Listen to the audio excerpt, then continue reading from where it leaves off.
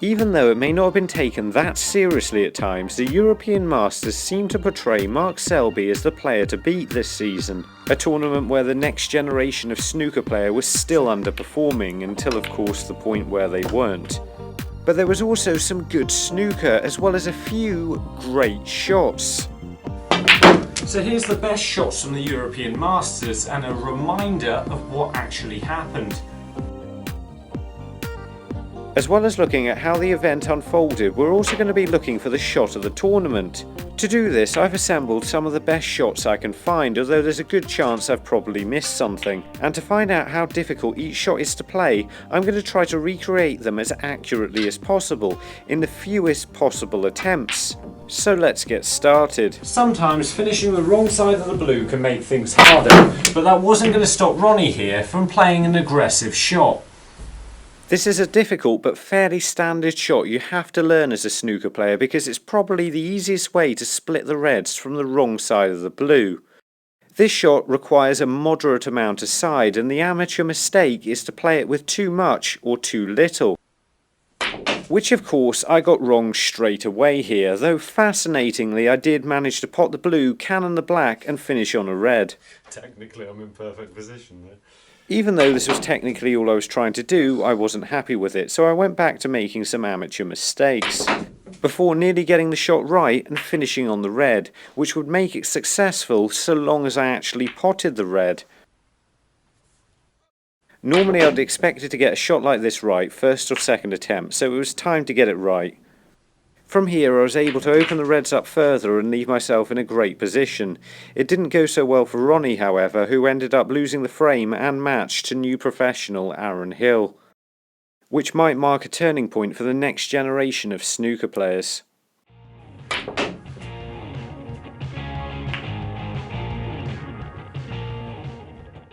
Here you'd think Martin O'Donnell was just playing a simple screw shot to get the right side of the blue. 3-all in his match against David Grace, he knocks this long red in as though the thought of missing it never crossed his mind. This is definitely one of those shots that seemed like it was going to take all of my cue power to replicate. All I'm trying to do here is strike it with maximum backspin as well as I possibly can, and I was surprised to pot it on my second attempt and to technically overscrew it. Martin ended up winning a close decider 5-4 before losing to Kyron Wilson in the next round.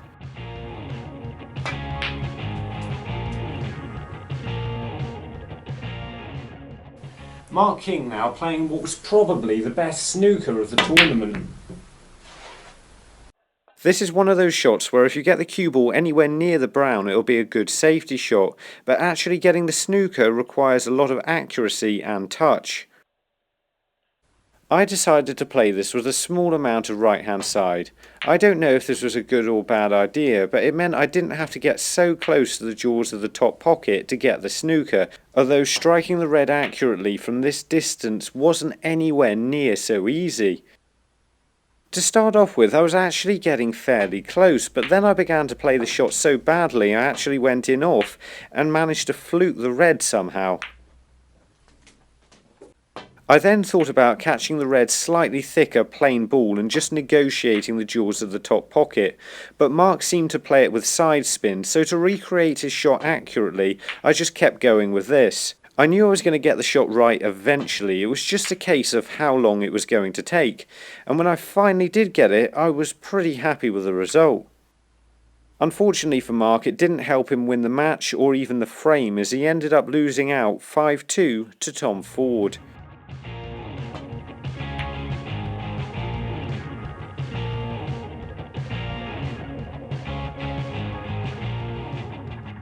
This was just one of those shots that surprised everybody, especially Ashley Carty, who didn't see it coming himself.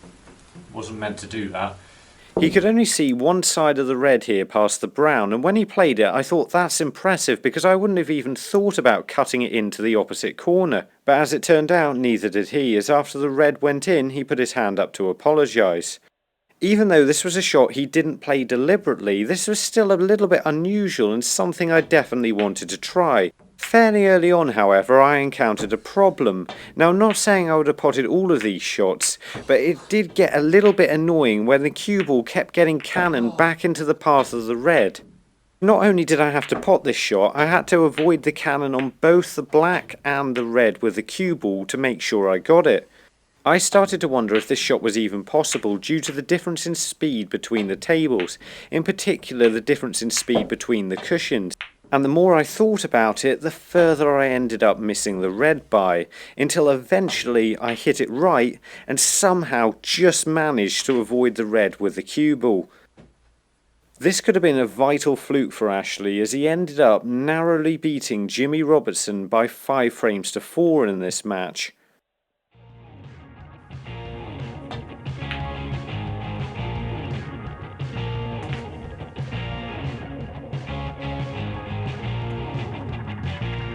We're going to find Peterson from Laseo, Myanmar before we look at our next shot.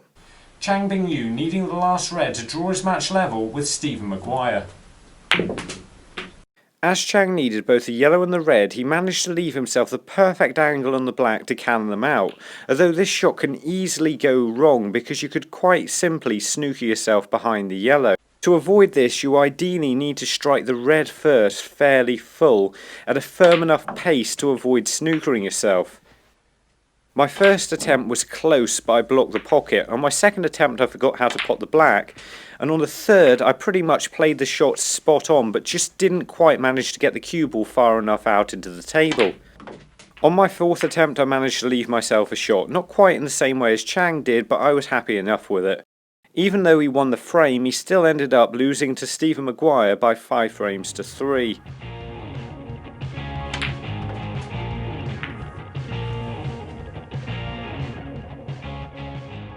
Neil Robertson had dominated his first 4 matches and had already secured his place in the quarter-finals before playing this shot. This is a clever and deceptive one because you'd expect him to play round the angles and pot the blue in the middle pocket, but instead he manages to pot the blue in the corner and finish on a red.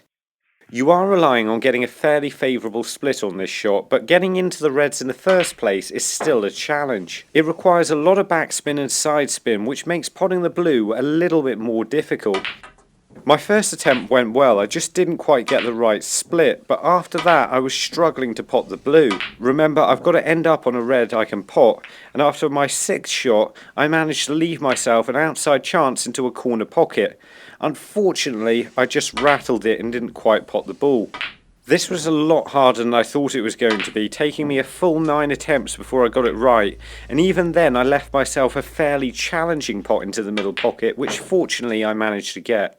Neil got himself through to the quarter-finals, but ended up losing out in the deciding frame against Shaun Murphy.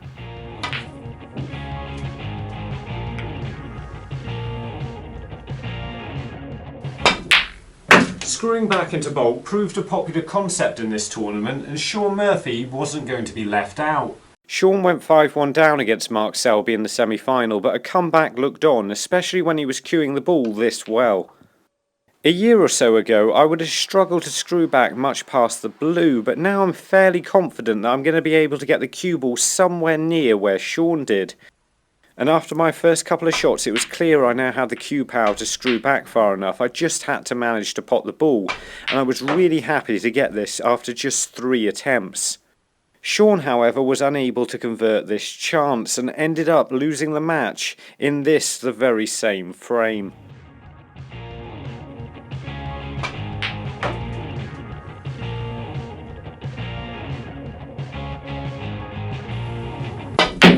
It'd be rare to have one of these lists without having Judd Trump on it somewhere.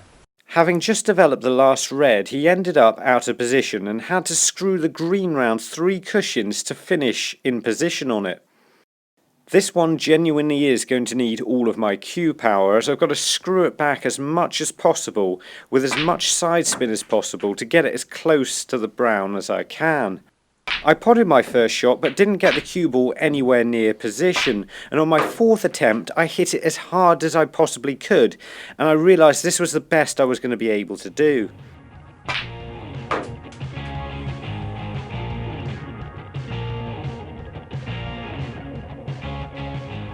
Judd's next shot is equally ridiculous, but it means I'm going to have to be even more accurate with the pot. Screwing the cue ball back into bulk here isn't as difficult as it looks because you can use a lot of left hand side with the cushion being that close, and that makes it a lot easier.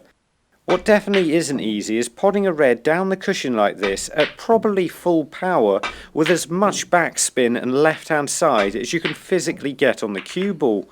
Fortunately, however, unlike a lot of the other shots on this list, the first one I really got close to potting went straight in the middle of the pocket, and I managed to get the cue ball back nearly to the same position as Judd did.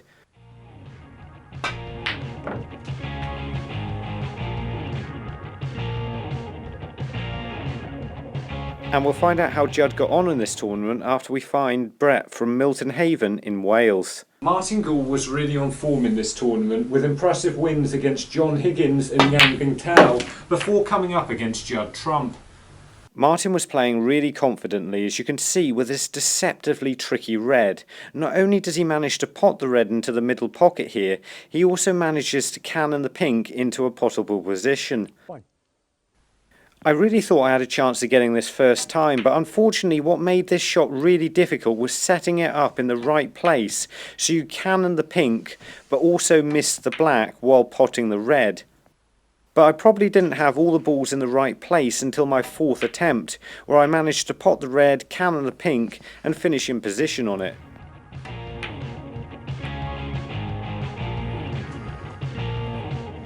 And after an impressive 6-3 win over Judd Trump, Martin was able to stay in contact with Mark Selby in the final with shots like this. This is a fairly standard double, but it's still a key shot to take on in the circumstances. All you need to do really is screw the cue ball back to the bulk cushion and judge the angle, which did take me more shots than I would have liked it to, but I got there in the end. Both players playing well resulted in a closer competitive final.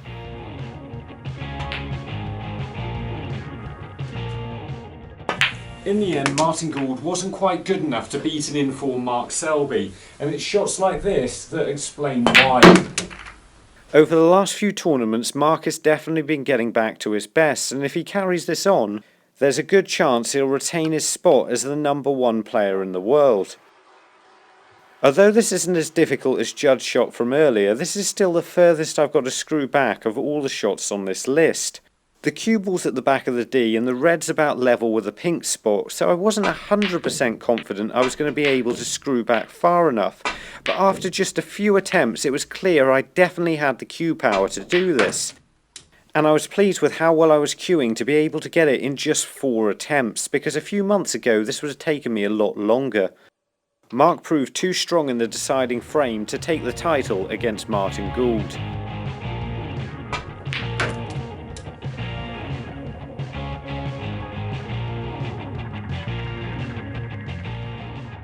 The shots I had the most difficulty playing there was third, Mark King's snooker getting the cue ball tight in behind the brown, second, Neil Robertson's pot on the blue and cannon to open the 3 reds, and first, Judd Trump's pot down the cushion with side.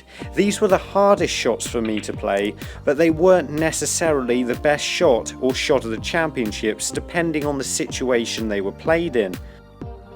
So as usual, I've put together a poll so you guys can vote for whichever shot you think is the shot of the championship, or if you think there was a better shot, just let me know in the comments. The link's in the description and you can vote for whatever you think was your favourite shot. If you want to see more of the best shots in the game, have a look at our Shot of the World Championships video, or find out what happened when this channel hit 100,000 subscribers. And remember, don't just watch, play, and make the commitment to becoming a better player by subscribing to the channel and visit the website. See you later.